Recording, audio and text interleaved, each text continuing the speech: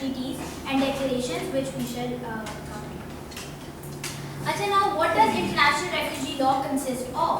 International refugee law holds a crucial position within the tenets of international law as it is interpreted and applied so frequently. क्यों इतना apply हो रहा है? क्योंकि इतनी Wars लड़ी जा रही हैं, there is so much conflict everywhere and therefore people are getting displaced. So obviously this treaty, then this convention is getting applied and interpreted उतना ही. Now it consists of the Refugee Convention of 1951. ये हमारा सबसे important convention है on international refugee law. Then there is the 1967 protocol relating to the status of refugees. The 1969 OAU Convention जो आपकी है Organization of African Unity Convention governing the specific aspects of the refugee problems in Africa. And lastly the 1984 Cartagena Declaration on Refugees. तो आपकी जो पहली दो हैं वो UN framework के अंदर आती हैं and the others are regional conventions. अब regional conventions क्यों आई थी? Because the refugee convention की जो definition है of a refugee, it is considered controversial and has led to many problems which we shall discuss. So basically regional treaties इसलिए आई to address some of those problems that were created due to the definition of a refugee under the Refugee Convention of 1951. What is the status of the regional conventions? They apply to those regions. And if the state parties, UN तो state parties जो हैं who have basically ratified the UN convention उनको apply करते हैं, ठीक है? But certain principles constitute customary international law, ठीक है, वो हर बात में आ जाता है, तो इसमें भी that also comes into play. अब the Refugee Convention of 1951, as I said before, is a central feature in today's international regime of refugee protection. Today, 145 out of 192 member states of the UN have ratified the convention. It defines the term refugee. It then also outlines the rights that the refugees have under the convention and the legal obligations of the state to protect them. तो उन्होंने define कर दिया कि who is a refugee, what rights they have, and the legal obligations on the states. Now, the core principle of the Refugee Convention is called non-refoulement. Does anybody know what that means? Yes. No return. No return. No return. Exactly. That is an absolute principle under international refugee law, and this basically means that no state can expel or deport a refugee in any manner whatsoever to their home state where his freedom or life is threatened. What if it is concerned with national security?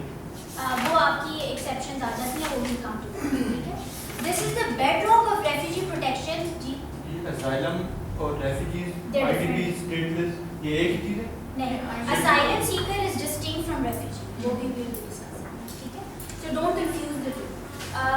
So the essential principle is that no state can expel or deport a refugee in any manner whatsoever to their home state where his freedom or life is threatened. This is the bedrock of refugee protection as well as of international refugee law and is provided in Article 33 of the Refugee Convention. Okay? Now the prohibition on refoulement is absolute. It will apply to any form of forcible removal including deportation, expulsion, extradition, informal transfer renditions and non-admission at the border. This is stated in your UNHCR guidelines 2007. Where further no derogation or reservations can be made to Article 33. This is very important.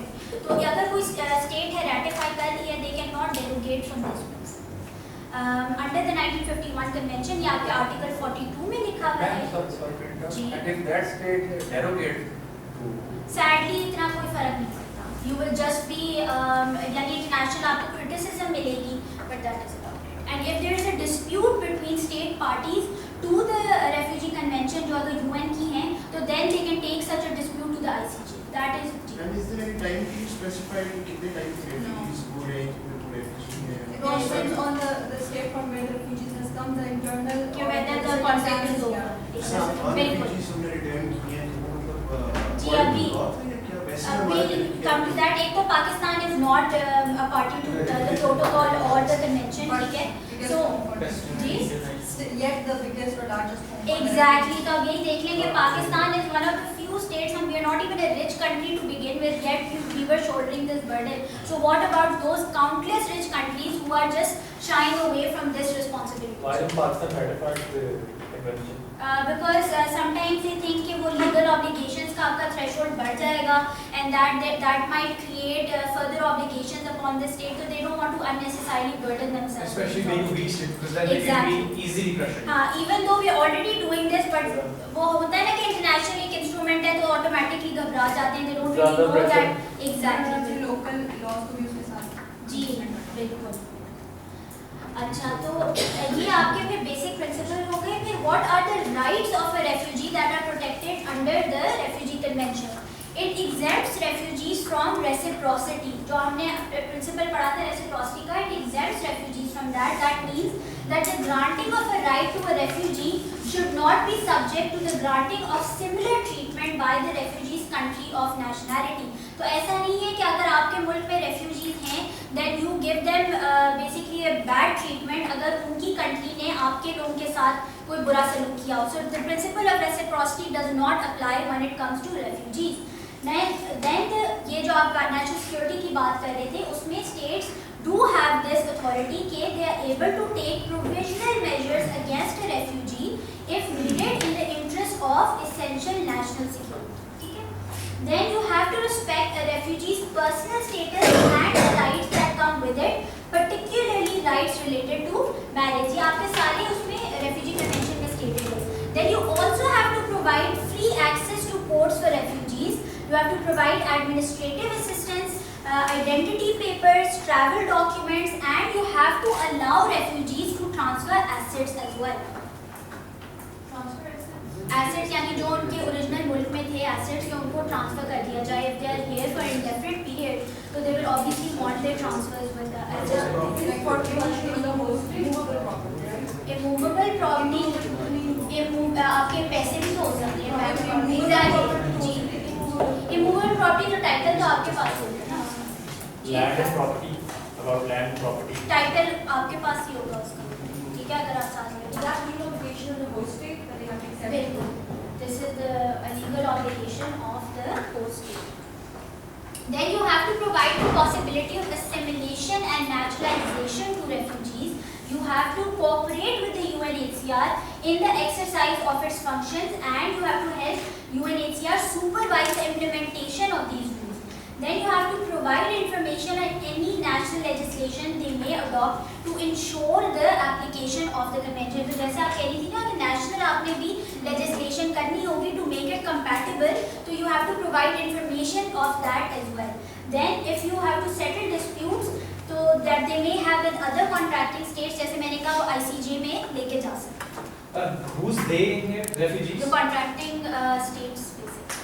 If they have a dispute between them, contracting states to the refugee convention who have ratified it, if they have a dispute among themselves, then they can take this dispute to the ICJ. Thank you. Then you cannot discriminate against refugees. You cannot take exceptional measures against a refugee solely on account of his or her nationality. You cannot. So, as long as there are other accounts, then exceptional measures can be taken. Sorry. So, like, ये कहा कि solely on account of his or her nationality. If there are multiple accounts, then you अगर आप can take जैसा exceptional national security का है जैसा वो that's an provisional measure exception. लिए जा सकते हैं. ठीक. ठीक है, you cannot take nationality के basis पे नहीं कर सकते. Then you cannot expect refugees to pay taxes and fiscal charges that are different to those of nationals. You cannot impose penalties on refugees who entered illegally in search of asylum if they present themselves. You cannot expel refugees and forcibly return or recall refugees. जो आपका non-reforma का principle है, this is it. On the one side, international law says that states are sovereign. They have a right to choose to allow to in their state or not to enter in their state. And on the second side, we say that the refugees have the right of non-refoulement. वही है This कि is international actually a ji contradiction. बिल्कुल I agree with you, लेकिन over time आपका जो concept of sovereignty है वो थोड़ा when it comes to international human rights dilute होता जाता है. This is a contradiction of human rights. Ji and it is, but वो जो concept है आपका sovereignty का when it comes to human rights, I will be discussing this, थोड़ा सा ना dilute हो गया है. जी. तो सेकेंडली इसमें ये बात भी है कि नॉन रिफॉर्म लॉ का जो प्रिंसिपल है वो कस्टमरी इंटरनेशनल लॉ पे बेस्ड है. बिकॉज जो बंदा रेफ्यूजी जो आ रहा है वो एनी आपके कंट्री कंट्री में नहीं आ रहा, वो परसिक्यूशन के डर से भाग कर आ रहा है, वहाँ उसकी जान को, उसकी ज़िंदगी को खतरा है on the basis of sex, race, religion वगैरह वगैरह कुछ जो है। जी बिल्कुल ट्राई तो जब तक वो सर्कमस्टेंसेस वो प्रूव कर रहा है कि वहाँ है जिसमें मेरी ज़िंदगी को थ्रेट है, तो कस्टमर इंटरनेशनल लॉ के अंदर आप उसको नहीं भेज सकते कि It's an absolute It's like principle. you are sending a person to get Clear death basically. Now, what is the touchstone to check that either it is a customary international law or not? Opinion juris and आपकी जो state practice है, ठीक है? So State these are the practice two of how much criteria. countries?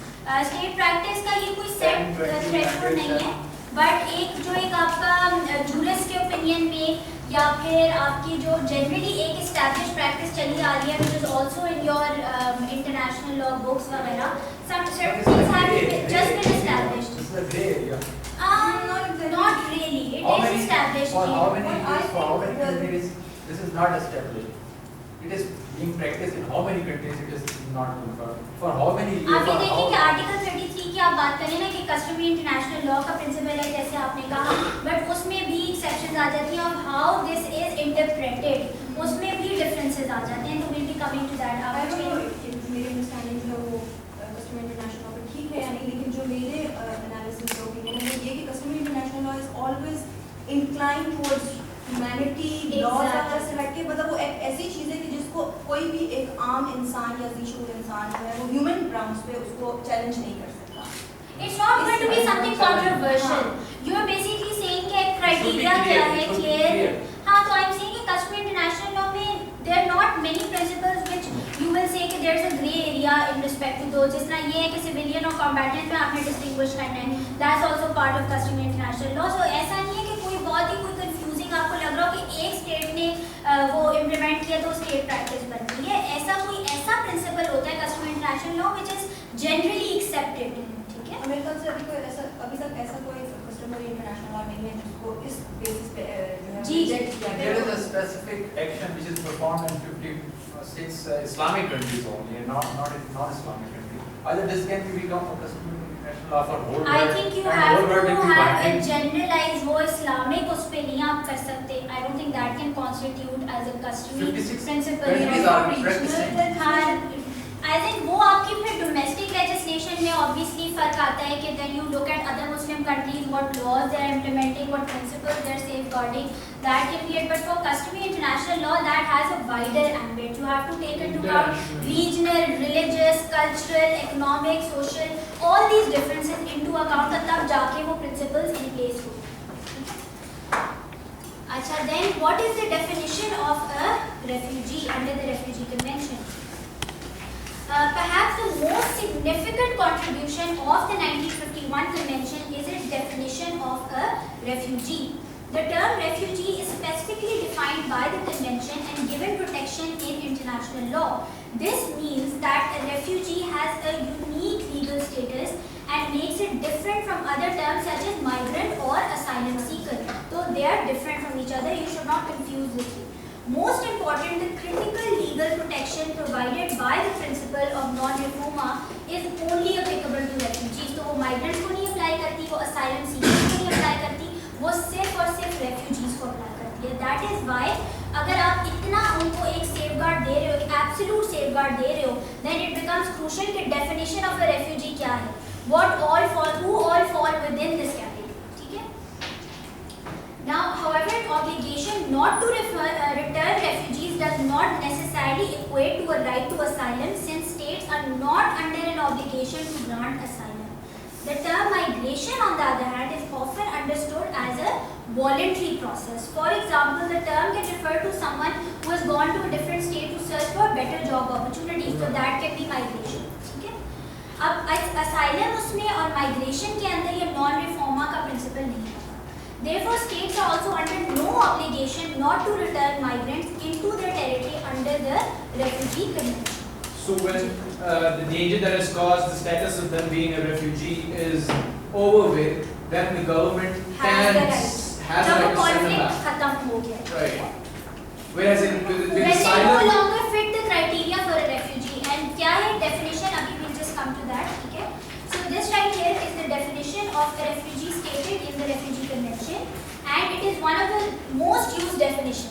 तो इसमें क्या है? As a result of events before 1st January 1951, well-founded fear of being persecuted for reasons of race, religion, nationality, membership of a particular social group, or political opinion is outside the country of his nationality and is unable to or owing to such fear is unwilling to return. आप लोग मुझे बताएं कि do you guys agree with this definition of a refugee? Do you guys have other ideas कि इसमें क्या potentially मसले क्या raise हो सकते हैं? बिल्कुल excellent. उन्होंने एक time limit set कर दी. So then states could use this as an exclusion to not allow refugees to enter their country. Other than that, What's a well-founded fear? exactly. बहुत ambiguous है. There is no set standard of it. Countries can use their own interpretation and apply a different standard. एक country कोई standard apply कर सकती है, दूसरी country कोई standard apply कर सकती है. So this is very big. I have a question. Okay, so as a result of events owing to what frontier being persecuted is outside the country of his nationality. So there is also excellent a geographical limit as well. So for example, if I want to be a refugee, I have to be outside Pakistan to be considered a refugee. Exactly. Because inside Pakistan will be ideal. तो अगर फर्ज करें मैं आप तुमसे एक situation पूछती हूँ, फर्ज करें कराची में कॉन्फ्लिक्ट चल रहा है, Right. ठीक है? But Lahore, Islamabad, Balochistan, they are all safe cities. तो अगर आपने रेफ्यूजी स्टेटस के लिए अप्लाई करना है, keeping in mind this definition, do you think you will be classified as a refugee? Within Pakistan. As a Pakistani refugee, आपको स्टेटस मिलेगा?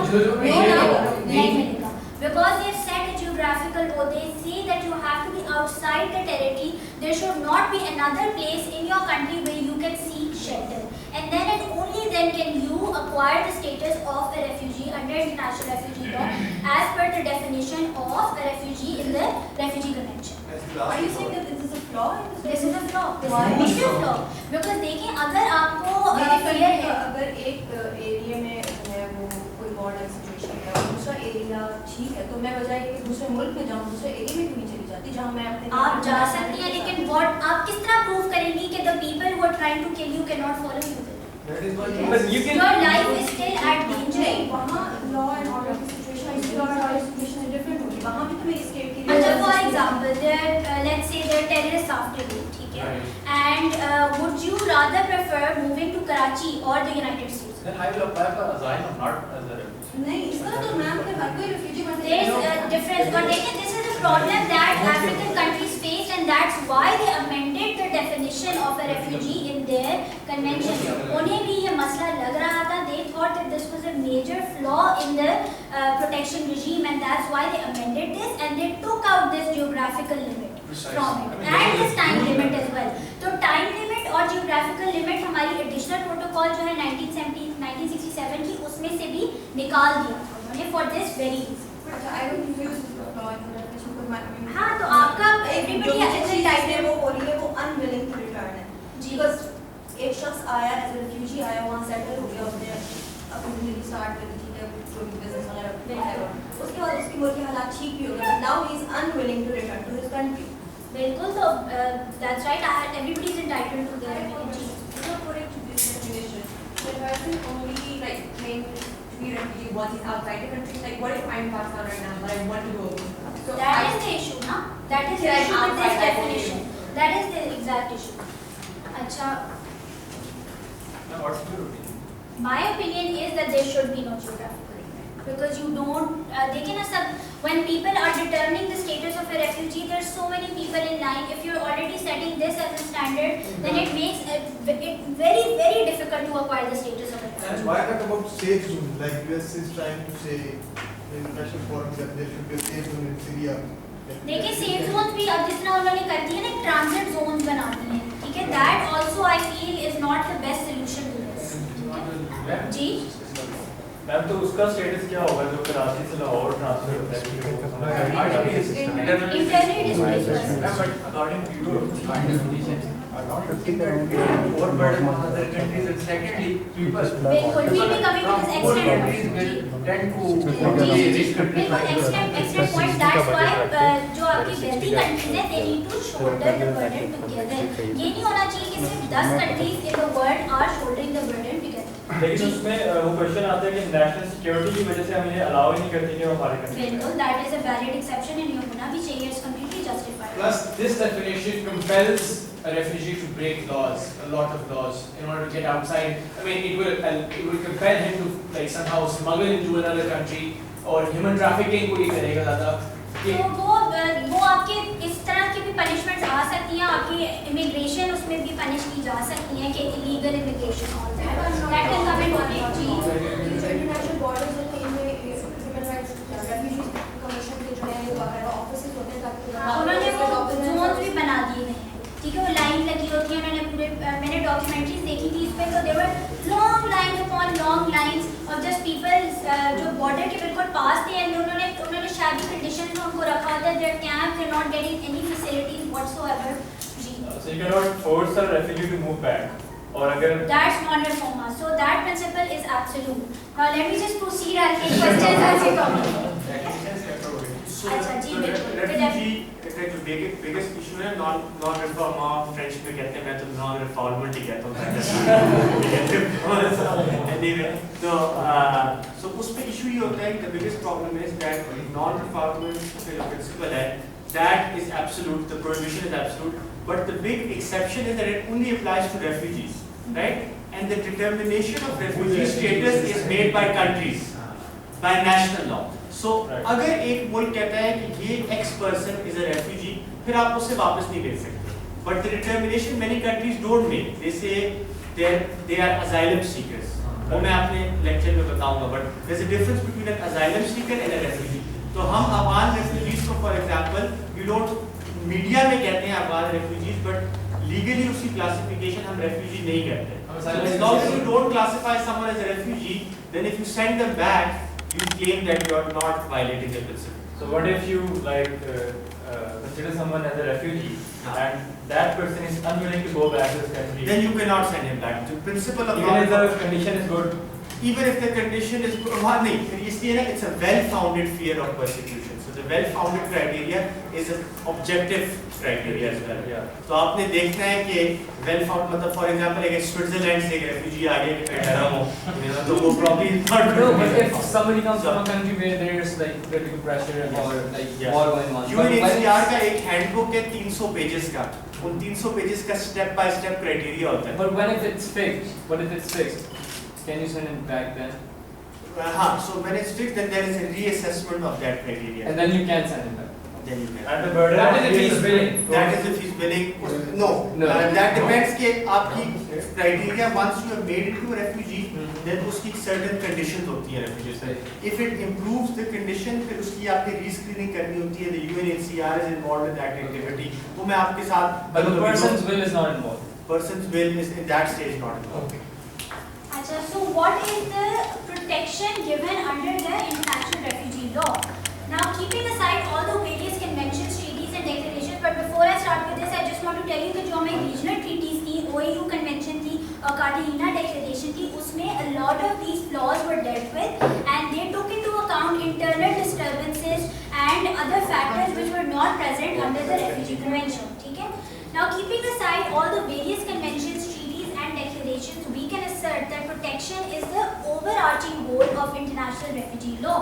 However, at the same time, it is of paramount importance to look at what protection means in order to come to a conclusion whether the current refugee law framework is in fact guaranteeing that protection. Now, protection can be in the form of, as you can see on this slide, sovereign state-citizen relationship, which has been described as the right to protection. इसमें क्या आ जाता है? The sovereign can be deemed to have the duty of protecting his or her subjects. Then a key feature of protection is your principle of non-reforma, which we just discussed. ठीक है? फिर another aspect of protection is resettlement, but is unfortunately rarely pursued as a solution given a widely shared attitude कि resettlement is not always the most practical solution. Now, resettlement in his own country. resettlement completely किसी दूसरे मुल्क. Third country. हाँ. Thus, refugees are mostly living in poor areas of the world in close proximity to the regions that they have fled in extremely shabby conditions. Currently, only the US, Canada and Australia accept the resettlement of refugees annually. However, these countries will also begin to lose their resources eventually if other prosperous, well-developed nations do not also shoulder this burden with them. Now, moving refugees to basically another prosperous state can be a good solution on a permanent or quasi-permanent basis. However, you have to think about other means and arrangements ताकि फिर all the prosperous nations can shoulder this burden together. There are also additional goals of protection included in international refugee law: admission to safety, physical security, and access to a durable solution. This is according to Brian Wallich, a policy advisor at the UNHCR office in New York. अब हम आ जाते हैं, हमने थोड़ी सी briefly discuss किए थे कि क्या मसले हैं with the definition of a refugee under the Refugee Convention. तो उसमें जो है आपके आ जाते हैं कि एक तो सबसे बड़ी बात कि when the Refugee Convention came into being, it was considered a crisis situation, a temporary situation. It was not conceived to be or perceived to be a permanent problem, and that's why the solutions that were framed to tackle this problem, they were temporary. They were basically stopgap arrangements. Have there been any amendments in the convention? Basically आपकी 1967 जो protocol आया है उससे उन्होंने जो temporal और geographical limitation जो हम डिस्कस कर रहे थे वो हटा दिए. So there have been changes and so ज़रूरी नहीं होता कि जो रेफ्यूजी कन्वेंशन भी इसने रेटिफाई की हुई है उससे वो प्रोटोकॉल भी किया हुआ है. कई लोगों ने सिर्फ प्रोटोकॉल को किया हुआ है. ठीक है, so there is a difference. Now, the refugee crisis was perceived, as I said, as a short-term problem. There was no long-term planning involved in terms of funding or sharing of burden between different states. Ad hoc solutions have the tendency to basically create further problems. Then states also argue that they, जैसे आप कह रहे थे national security की बात आप कर रहे थे, that their national security would be at risk if they let in refugees. So that is a valid assertion as well. They can be fearful for their citizens. They have the right to basically sovereignty का भी जो हम concept बात कर रहे थे तो वो territory के अंदर ही होता है. So you have the right कि आप कह रहे हो कि कोई हमारी territory के अंदर ना आए because we are at fear कि वो national security situations हमारी deteriorate कर जाए. Now the current gaps within international refugee law are all attributed to the 1951 Refugee Convention. The definition of refugee and the establishment of a well-founded fear, जैसे आप कह रही थी कि इसका criteria क्या है, तो is very problematic. First, in order for someone to attain refugee status, they need to have a well-founded fear, as we just discussed. Now, what exactly does this mean? There's a lot of ambiguity regarding this, and the UNHCR's handbook says that you can use both an objective and subjective test to assess whether the person has a well-founded fear or not. Now, fear of persecution जो है आपका definition के अंदर, that is the subjective part of the definition and is based on the applicant's state of mind कि वो क्या सोच रहा है, what is he afraid of. That is your subjective state of mind. However, the term well-founded has also been added to the subjective fear element. This is the objective part of the test and means that the applicant's frame of mind must be supported by an objective situation. It has to be well-founded. ठीक है?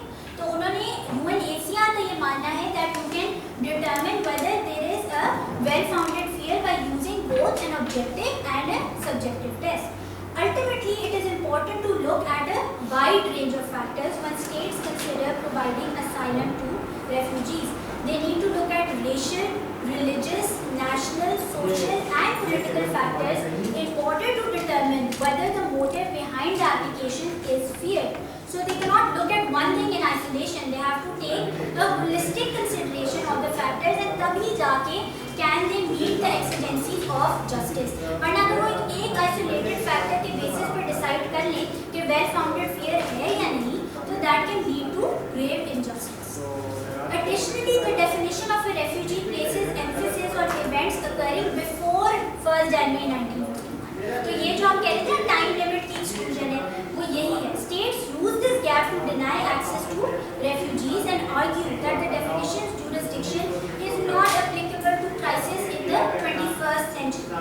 Moreover, civil wars and other conflict situations often damage the livelihood of refugees by taking away their homes and destroying schools. But आप लोगों को लगता है persecution का जब हम लफ्ज़ सुनते हैं तो हमें ये तो दिमाग में शायद नहीं आता कि उनके घर तबाह हो गए या उनकी livelihood नहीं. ठीक है? So even the word persecution उसका भी criteria unclear है. What all falls within. ठीक है? And this is I think one of the first UN documents I've seen जहाँ पे instead of एक general document बनाने के लिए उन्होंने लिखा है कि based on events before 1951. Exactly. तो फिर बाकी हम सारे why documents that ने is- general principle पे हाँ, वो टेम्पररी सोच के लिहाज से वो फ्रेम कर। Now also the time limit and the geographical limitation in the refugee convention clearly show, ये जो आप बात कर रहे हैं ना, ये clearly shows ये जो temporal और geographical limitation है that sovereign states in 1951 were extremely reluctant to commit to obligations which were too broad